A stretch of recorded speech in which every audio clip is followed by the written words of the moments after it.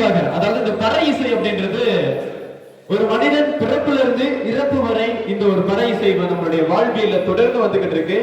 அந்த கலைகள் வந்து இப்ப அழிந்து வர காலகட்டத்திலுமே கூட சில பாடல்கள் மூலமாக மீண்டும் மீண்டும் அந்த ஒரு உணர்வை நாம் என்ன செய்யக்கூடியதாக இருக்கு, ஃபீல் பண்ணக்கூடியதாக இருக்கு. அதையும் தாண்டி இந்த பறை இசையை கேட்டு ஆடாத ஆட்கள் இருக்க முடியாதுல்ல.